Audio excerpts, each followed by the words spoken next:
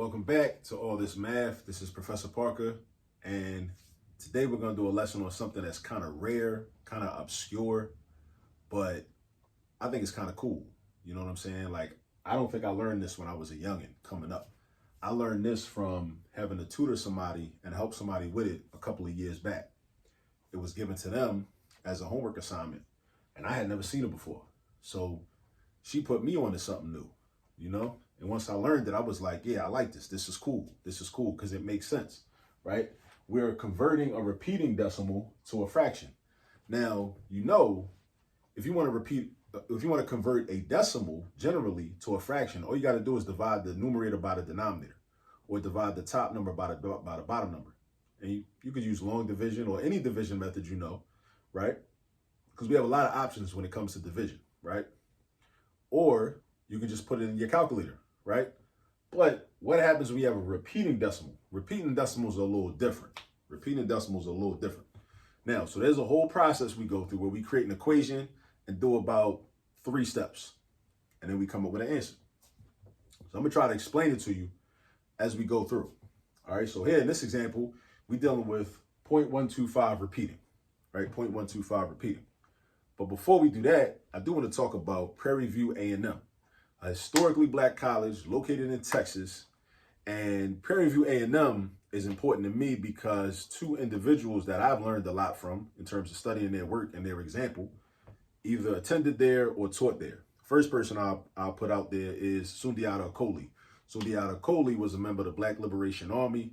He was one of the comrades of Assata Shakur, right? As a matter of fact, he was with her and Zaid Malik Shakur on the New Jersey Turnpike back in 1973 when the New Jersey State Troopers attempted to assassinate all 3 of them. Zaid Malik Shakur was murdered that night. Assata Shakur was shot that night. She talks about this in her autobiography.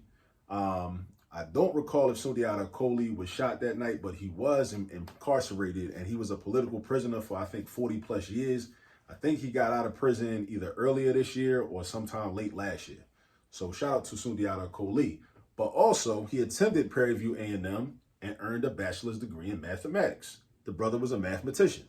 So it was probably him understanding mathematics that helped him to see the logic in taking on a certain political outlook, which led to certain political activities, right?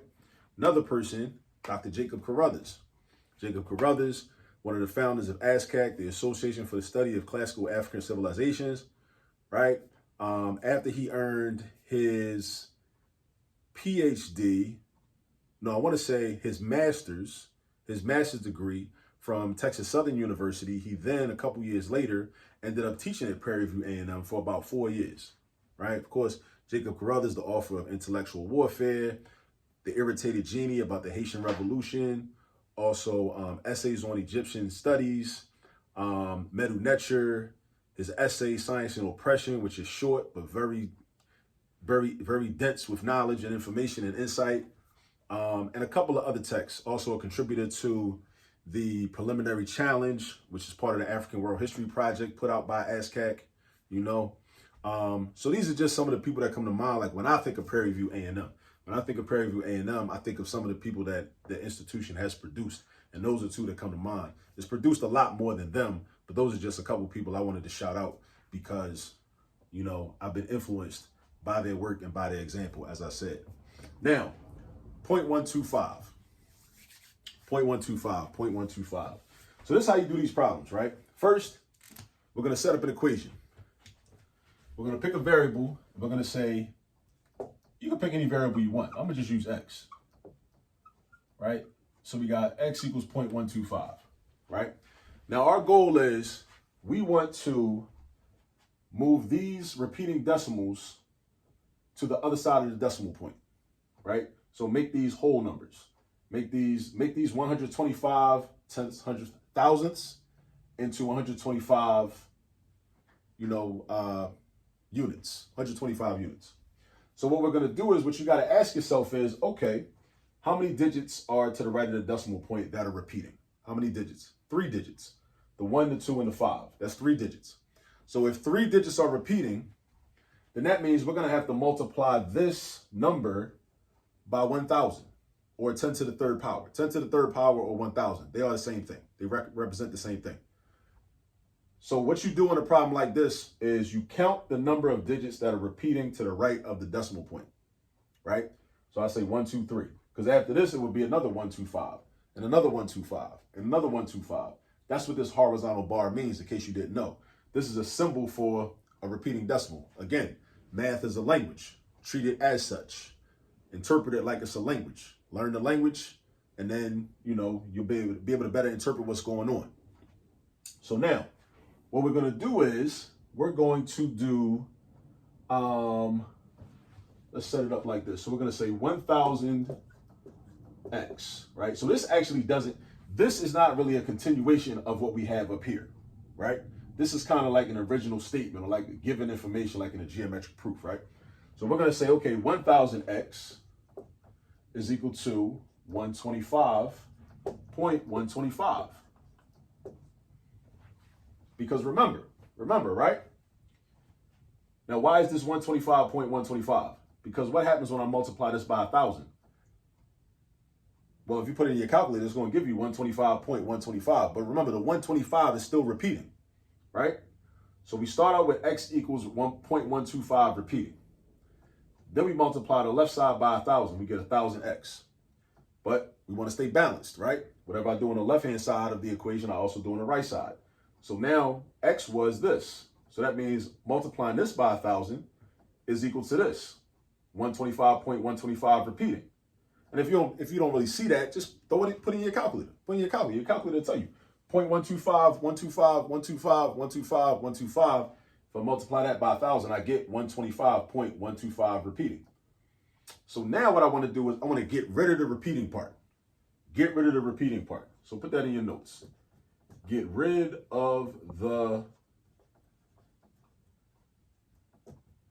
repeating part. Right? Now, how do I do that? I want to subtract. So I want to subtract 0.125 repeating. Now, what do I know, though? From the beginning, I know that x is equal to 0.125 repeating. So watch this. This is what I do. I'm going to do minus x on the left, and I'm going to do minus x on the right. Right? So now that's going to look like this. That's going to look like this. Now, I'm kind of doing this the long way. This is going to become 999x. Because 1,000 x's take away 1x gives you 999 x's. Right? But what about the right-hand side? These are not like terms. So I can't combine these. Right? But watch this. Now I got 125.125 repeating minus x. Right? But dig this. Remember, x is equivalent to 0.125 repeating. So I could replace this with 0.125 repeating, because these are the same thing. These are the same thing. These are the same thing, because from the beginning we stated that x is equal to 0.125 repeating. So now I'm going to rewrite it with that in mind. 999x again, 125.125 repeating again, minus 0.125 repeating. So now what happens when I subtract? Now these are like terms now. Now they like terms. Because this is a number and this is a number. Whether it's repeating or not, they're still numbers, so they're alike. So now what's going to happen is I'm going to end up with this. 999x is equal to 125. And now the repeating part is gone. The repeating part is gone. Now focus in on this. Look at what just happened. How did we end up with this 125? We ended up with the 125 because we had 125.125, 125, 125, 125, 125. That's what this horizontal bar means. And we subtract 0.125, 125, 125, 125, 125. That's what this bar means. So basically, this part and this part cancel out. This part of this number, right, cancels out with this number, leaving you with just 125. Just 125. So now we got a straightforward equation now. And now we only got one step left. How do I get x by itself? We do the opposite of multiplication, because 999 times x is multiplication. So what is the opposite of multiplying? It's division. So we're going to divide by this number. And if I do it on the left side, I also do it on the right side. So we're going to divide by this number again. These cancel out, turn into ones, leaving you with 1x over 1, which is just x. Because 1x is just x. Dividing by 1 is just x. So we left with just x. This, ask yourself, can you simplify this?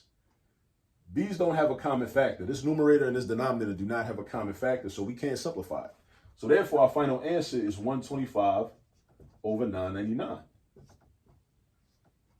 So this right here is the equivalent of 0.125 repeating. This right here is the equivalent of 0.125 repeating. 125 999ths. 125 999ths. 125 999ths. That's what we got. That's what we're working with. So I know this is a little like, you know, it might seem a little strange. You might have never saw this before, right? You might have never saw this before, right? At one point in time, I never saw this before. It was a little like, it was a little strange, a little weird to me. I didn't get it at first, right? It makes sense now, right? Because I understand the steps. But the key is you're trying to get rid of the repeating part. So you start out with the number you're given, that's going to be, x is going to be equal to that. So your variable is going to be equal to the number that you're given, right? Now it gets a little more tricky if you start out with a number that has a digit after the decimal point that's not repeating, but then it's got two digits that are repeating. I mean, you still basically do it the same way, but the key is you want to create a number, you want to convert this decimal to a number that has a whole number part, right? While still having numbers on the right-hand side that you can eliminate by subtracting this original number that you started out with. So notice what we did. Ask yourself, why did I multiply this x by 1,000? Like, why did I do that, right? A lot of times in math, it's good to like ask questions like, why did you do the steps you did? And why does it make sense? Because by doing that, I created a number where I'd be left with, I basically take these three digits and move them to the other side of the decimal point while still having a decimal because it's repeating. It goes on forever and ever, right? So then, and why did I subtract by x? Because my goal is to get rid of the repeating part. So I know that I got to subtract 0.125 repeating.